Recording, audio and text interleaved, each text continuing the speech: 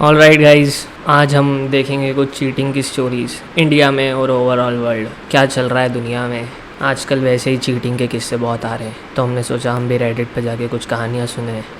हालांकि मुझे नहीं पता ये सही है कि नहीं करना, लेकिन ठीक है, लोगों को सुनने में भी तो मज़ा आता है भाई। मतलब हेट वॉच करते हैं कि ये कितने गंदे इंसान हैं दुनिया में, लेकिन फिर भी देखते हैं कि कितने किसी ने किसी के साथ कितना गलत करा। चलो भैया देखते हैं थोड़ी कहानियाँ चीटिंग की। My wife is having an affair, what should I do. अक्टूबर में शादी हुई, दोनों वर्किंग प्रोफेशनल्स थे। शादी के बाद भी दोनों ने अपना करियर कंटिन्यू रखा। फिर दिसंबर में उसको लड़के को थोड़ा बिहेवियर में ऑफ लगा लड़की के, तो उसने थोड़ी स्पेस देने की कोशिश करी। फिर भी उससे पूछता रहा कि कोई गड़बड़ है, कुछ हुआ, क्या हुआ। वो बोलती थी नहीं नहीं सब ठीक है। उसने माफ़ी भी मांगी, उसको लगा कहीं उसने तो ऐसा कुछ नहीं कर दिया जो ऐसा बिहेव कर रही है। उसने बोला नहीं नहीं, फिर भी चलता रहा। उसने इंटीमेसी अवॉइड करी, तो लड़के ने भी क्लोज़ जाना बंद कर दिया। उसने 2 महीने बहुत कोशिश करी, लेकिन वो एंग्री और इरिटेटेड होती जाती थी छोटी छोटी बातों पे। फिर फरवरी में पहली वीक में वो दूसरे शहर गई कि उसको कोई दोस्त से मिलने जा रहा है, तो उसको लगा कि चलो इससे इसका मूड अच्छा होगा।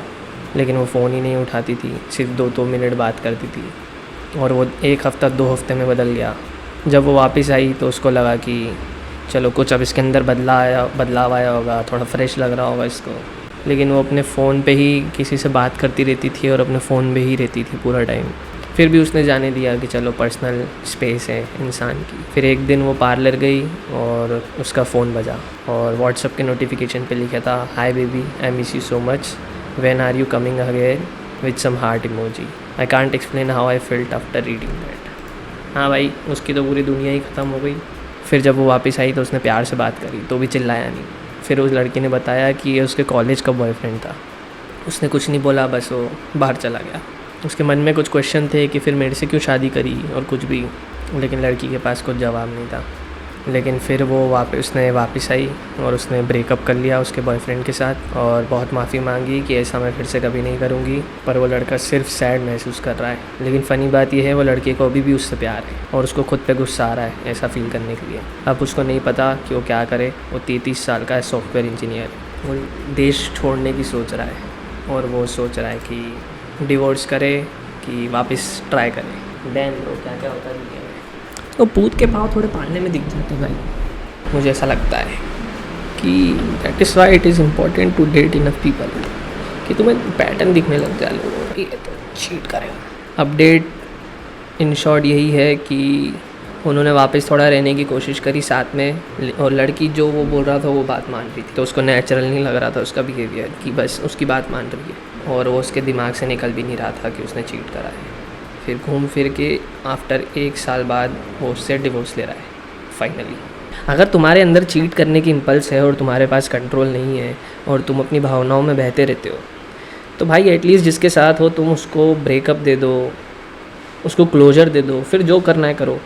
ये क्या हरकतें, रेदर देन कि वो इंसान भ्रम में जी रहा है कुछ टाइम तक कि तुम उसके साथ हो, लेकिन तुम कहीं और ही लगे पड़े हुए हो। इतनी तो इंटीग्रिटी होनी चाहिए इंसान में कि चलो मैं किसी और के साथ हूँ तो इसको तो बंद कराऊँ, है वो भी गलत, लेकिन इसको तो बंद करूँ, इसको तो क्लोजर दूँ। नहीं, इसका भी चलने दो, इसका भी चलने दो, इसको छुपा के चलो। डरपोक लोग चीटिंग करते हैं, फट्टू लोग चीटिंग करते हैं। सबसे कावर्ड चीज़ है चीट करना। चीट करने वाले लोग सबसे नीचे आते हैं मॉरल के उसमें। It has been a year since my mom cheated on my dad.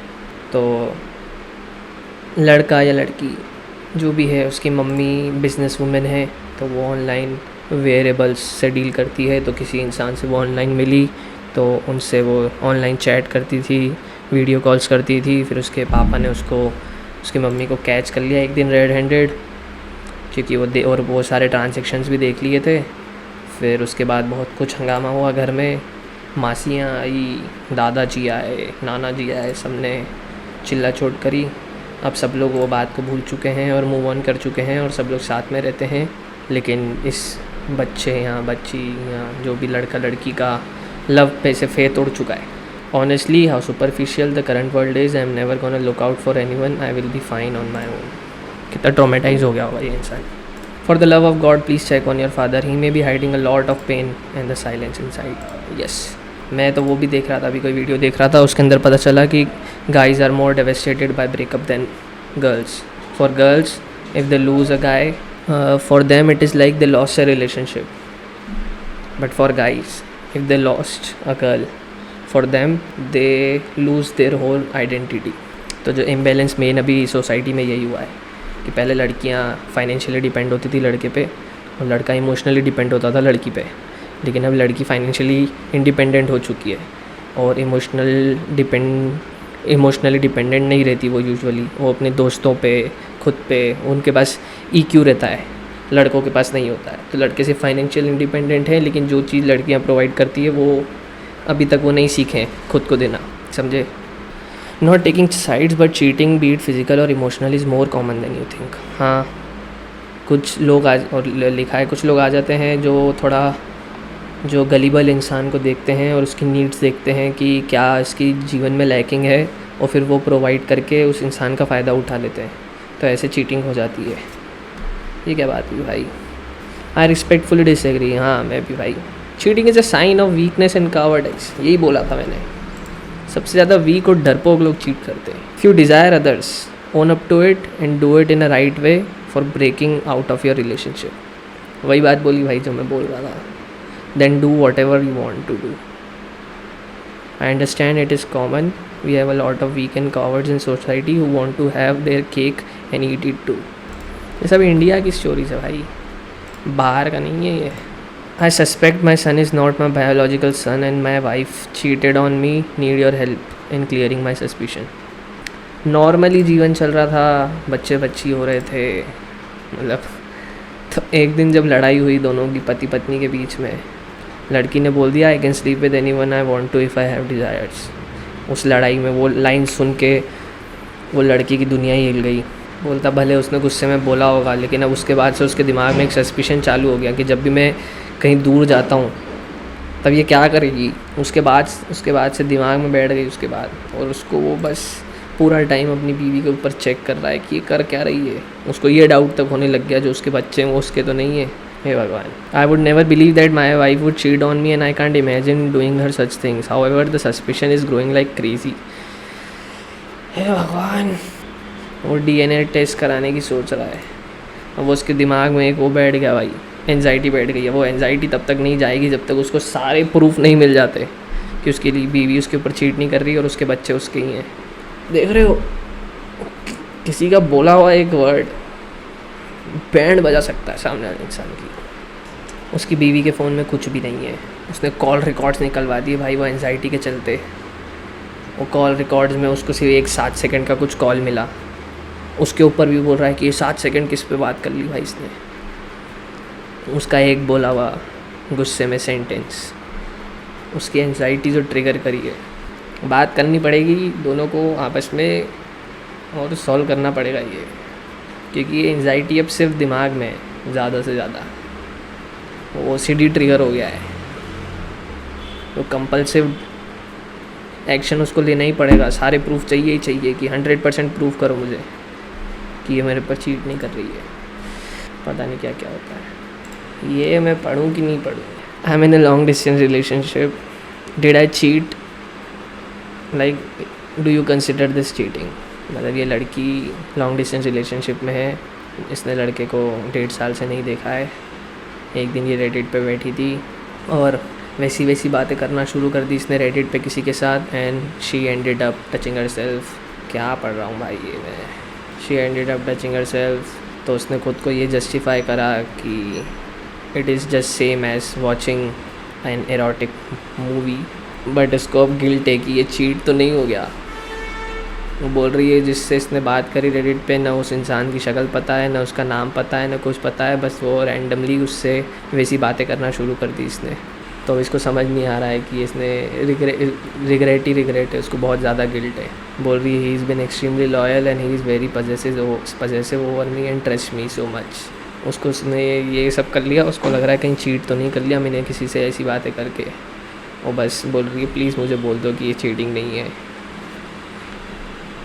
क्योंकि मुझे उस लड़के का नाम भी नहीं पता, शक्ल भी नहीं पता जिससे मैंने ऐसी बातें करी। If you can't tell your boyfriend about your sex escape, then it is cheating. If you have problem telling him and he is fine with it, then it isn't. Yes. Simple rule for cheating.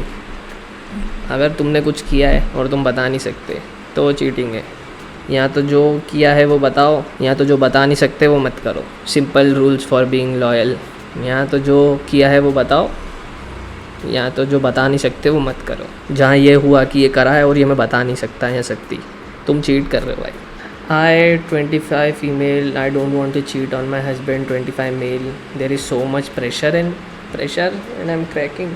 I'm married for 5 years and I'm happy, but there is this other guy 40 years old is trying to seduce me since past 3 years. He is really attractive and I won't like it, but physically I am very into him. उसने अपने husband से भी बात करी है इस बारे में और उसने बोला कि उससे दूर रहे. उसने उस लड़के को भी बता दिया 40 साल वाले को कि मैंने अपने पति को अबे लड़के ने बोला कि तुम उससे दूर रहो 40 साल वाले से, तो उसने लड़की ने वो 40 साल वाले को भी बता दिया है कि मेरे पति ने तुमसे दूर रहने को बोला है. दोनों ने एग्री कर लिया है, तीनों ने एग्री कर लिया है.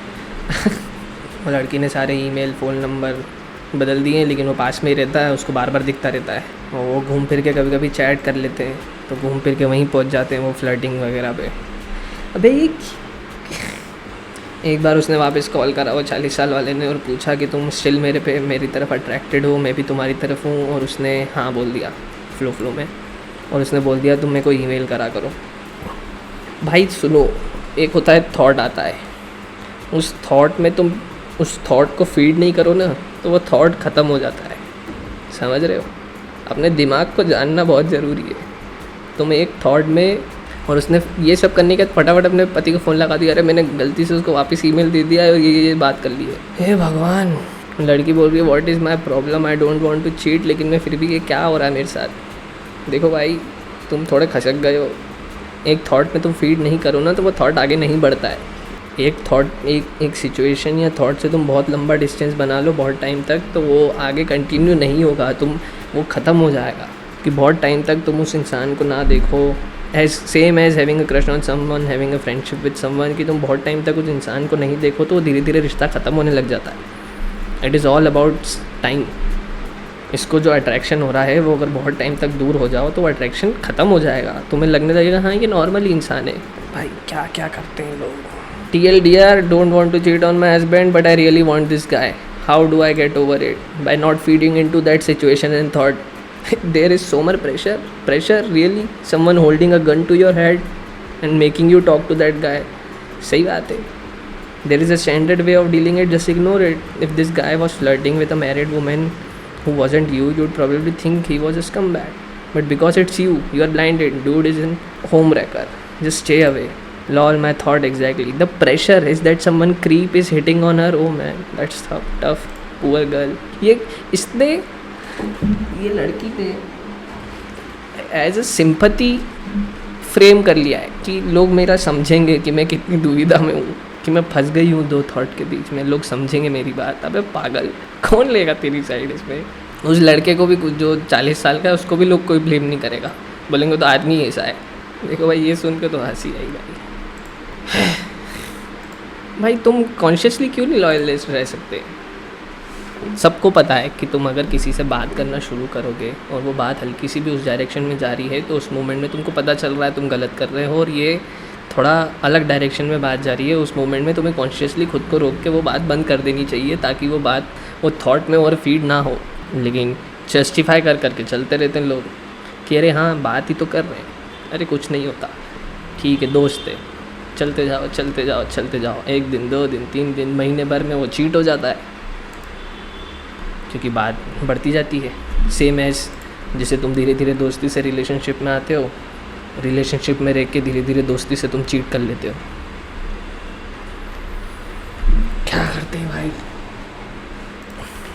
दिमाग में शांति है, ये खाली लोगों का काम है चीट करना. एकदम जो जिनके पास कुछ नहीं है करने को जीवन में, खाली लोगों का काम है चीट करना. काम करो, इतने बिजी रहो कि दूसरे लोगों के लिए टाइम ही ना हो. भाई पहले ही इतनी चीज़ें चल रही है, मैं कहाँ तेरे से भी बात करूँ, मैं मेरी चलती रिलेशनशिप तो संभालूँ जो मैं फिर तेरे से बात करूँ. खाली दिमाग शैतान का घर. लड़की बोर हो रही थी, ओमेगल पे ऑलरेडी अच्छी रिलेशनशिप में है, लॉन्ग डिस्टेंस, लेकिन ओमेगल पे बोर हो रही थी, ओमेगल चलाया और एक लड़के को फिनिश करने में मदद करी। तो इज़ इट चीटिंग? अबे तुम अपनी आत्मा से पूछो ना भाई, ऑनलाइन लोगों से क्या पूछ रहे हो? तुम पूछ रहे हो इसका मतलब तुम्हें लगता है तुमने चीट करा है। I have a constant urge to cheat on my boyfriend, I am really ashamed, I keep running into problem, I having this constant urge to cheat. अबे भाई तुम ये ऐसे कैसे फ्रेम कर देते हो कि ये मेरी गलती थोड़ी नहीं है, तो अपने आप हो रहा है। कुछ अकाउंटेबिलिटी है कि नहीं है, कुछ वो है कि नहीं इंटीग्रिटी तुम्हारी एज ए पर्सन।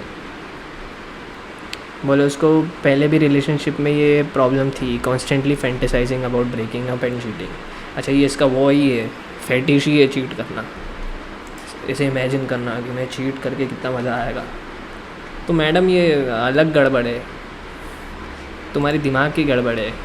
जाओ वो थॉट को थोड़ा वो करो, घुसो उस थॉट में कि ये आ कहाँ से रहा है। 23 मेल है, उसकी 23 एज की गर्लफ्रेंड है।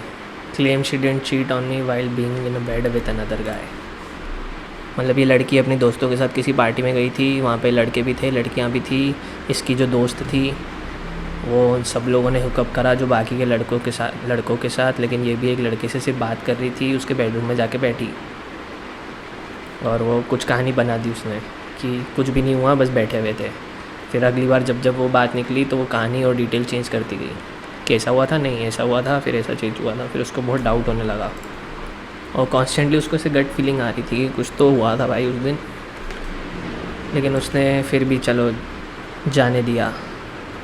और लेकिन उस पर बार बार मतलब वो पहले पूछता रहता था कि क्या हुआ था क्योंकि उसको डाउट आ रहा है। उसने एक मन में कंक्लूजन बना लिया कि चलो इससे ज़्यादा ही हुआ था जो भी हुआ था, लेकिन चलो माफ़ किया दिमाग में। It is very difficult to believe that two people would have gone into a room drunk while having her friends were hooking up with other guys that night and she just laid there and did nothing at all. लेकिन अब थोड़ी बहुत उनके बीच में लड़ाई होती रहती है। वो बार बार बोलती है कि उसने चीट नहीं करा है। उसने एक बार ऐसा ही बोला था, I think you cheated on me too. हाँ देखा, you cheated on me too is a projection. Yes, कि मुझे लग रहा है तुमने भी चीट करा है। तुमने भी चीट करा है का मतलब क्या हुआ, उसने चीट करा है। भाषा पकड़ा करो। This is a projection, she knows she did something wrong और may be more type to move on buddy. देखो भाई, जब भी तुम्हें लगने लगे कि बहुत ज़्यादा मेजअप इंसान है सामने वाला, वो सच नहीं बता सकता, उसमें सच बताने की हिम्मत नहीं है, वो मॉरली सही नहीं है, तुम्हारी मेंटल हेल्थ की 12 बज रही है, भाई अकेले रह लो। द ओनली पर्सन जो तुम्हारा पार्टनर है वो तो ऐसा होना चाहिए जिस पे तुम पूरा ट्रस्ट कर सकते हो कि ये मेरा इंसान है, इसके ऊपर मैं पूरा ट्रस्ट कर सकता हूँ और किसी पे करूँ नहीं करूँ। तो अगर तुम्हें कोई भी ऐसा इंसान मिल रहा है जिस पे तुम ट्रस्ट नहीं कर सकते, राम जी की, पागल हो जाओगे तुम कॉन्स्टेंटली अपने पार्टनर के ऊपर डाउट कर ही जा रहे हो।